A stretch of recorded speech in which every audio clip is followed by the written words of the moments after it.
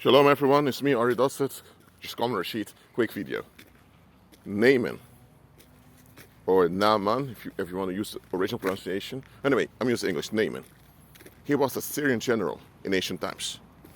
And the kingdom of Syria, then called Aram, was opposed to the kingdom of Israel. Syria was besieging cities of Israel. Naaman one day got leprosy. This skin cancer thing he got. And if this came out in the public, he would be executed. Because good medical care did not really exist back then in many places, so people would just kill you if you had an infectious, contagious disease. So Naaman was looking for a solution. And then someone told him there's a prophet of God there in Israel. So Naaman thought, let me go down there with my servants. The Syrian general came. Remember, Israel was at war with Syria. So Naaman, being of the enemy's camp, arriving in Syria was a threatening thing. But here's the thing, the Syrian general came for help. And here's the thing, the man of God, or say the prophet, sent one of his servants who told him, listen, go to the Jordan River, bathe 7 times, you'll be whole. Guess what? Naaman felt offended, thinking, yo, I'm a general from Syria. I'm the country that's besieging your country over here.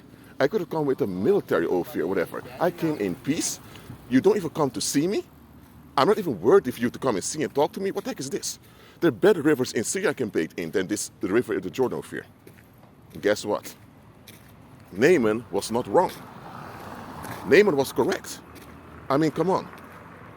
A general from the enemy sides comes to visit you. This is your opportunity to make peace on behalf of your own country. I mean, at least come and see the man. Okay, so the prophet was not very smart in what the prophet did. But guess what?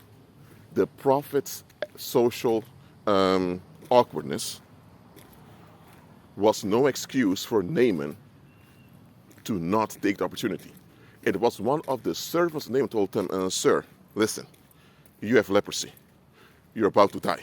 If people in Syria find out, you'll die quicker. I mean, this man, at least he sent a servant to give you instructions. Listen, if the instruction was to do something difficult, you would have done it. You would have done a lot of difficult things just to get whole. The only thing you have to do now is bathe 7 times in a river. It's quite easy. What goes on? So, Naaman realized, you know what? Indeed, if I had to pay money, if I had to do rituals, if I had to bring goats for sacrifice, any difficult thing I would have done just to get whole. And now I only have to pay 7 times in a river, and I'm offended. What the heck is this? So, what I'm pointing out here is that Naaman was not wrong in his perception that, hold on a minute, this is a bit off. You don't even recognize I'm here?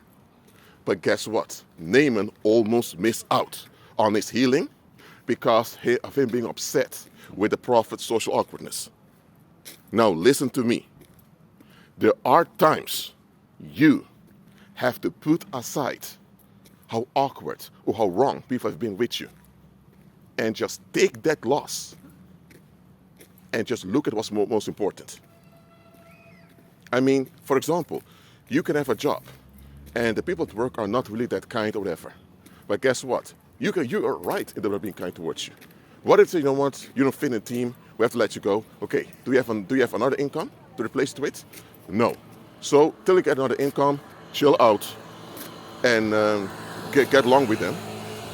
And no, that doesn't mean you justify their wrong or the awkward attitude. No, you don't. But at least you're realistic, thinking, you know what, they're wrong, they're messed up, that's them. But what's most important now?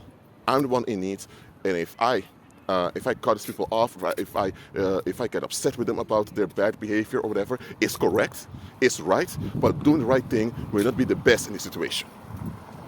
You follow me? So, Naaman almost missed out.